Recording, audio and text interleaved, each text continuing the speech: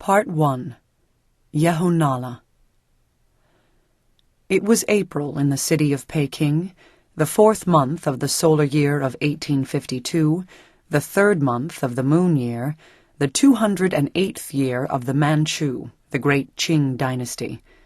Spring was late, and the northern winds, carrying their load of fine yellow sand from the Gobi Desert, blew cold as winter over the housetops. Sand drifted down into the streets, sand whirled in eddies and filtered through doors and windows. It silted into corners and lay upon tables and chairs and in the crevices of garments. It dried upon the faces of children when they wept and in the wrinkles of old people.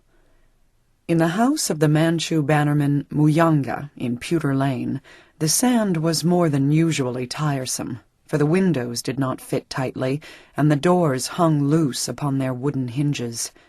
On this particular morning, Orchid, his niece and the eldest child of his dead brother, was wakened by the noise of wind and creaking wood. She sat up in the large Chinese bed she shared with her younger sister, and frowned when she saw the sand lying upon the red quilt like tinted snow. In a moment she crept out softly from the bedclothes, so that she might not awaken the sleeper. Under her bare feet she felt the sand on the floor and sighed. Only yesterday she had swept the house clean, and all was to be swept again as soon as the wind died. She was a handsome girl, this Orchid, seeming taller than she was because she was slender and held herself erect. Her features were strong, but not coarse, her nose straight, her eyebrows clear, her mouth well-shaped and not too small. Her great beauty lay in her eyes. They were long and large and exceedingly clear, the black and white pure and separate. Yet such beauty might have been meaningless except for the natural spirit and intelligence that informed her entire being, although she was still very young. She was self-controlled, her strength apparent in the smoothness of her movements and the calm of her manner. In the sand-gray light of the morning she dressed herself swiftly and noiselessly, and putting aside the blue cotton curtains that served as a door, she went into the main room, and from that into the small kitchen adjoining it.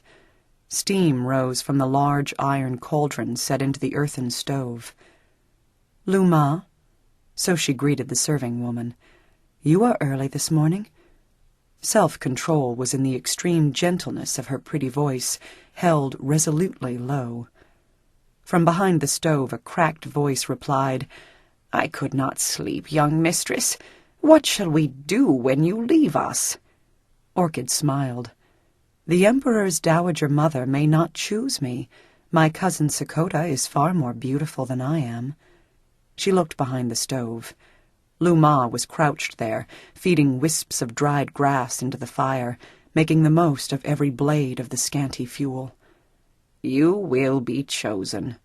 The old woman's tone was definite and sad, and emerging at this moment from behind the stove, she looked desolate, a small, hunchbacked Chinese, her blue cotton garments faded and patched, her bound feet stumps, her face shrunken into a net of brown wrinkles outlined with pale sand.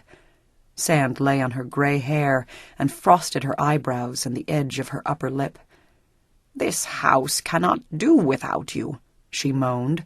"Second sister will not so much as sew a seam because you have always done everything for her. Those two boys, your brothers, wear out a pair of shoes apiece in every moon month.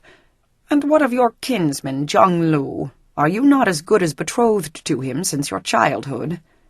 "In a manner we are betrothed," Orchid replied in the same pretty voice. She took a basin from the table and an iron ladle from the platform of the stove and dipped the hot water from the cauldron.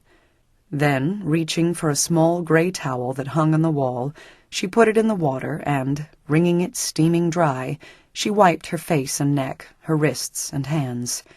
Her smooth, oval face grew pink with the damp heat, and she looked into the few inches of mirror that hung above the table.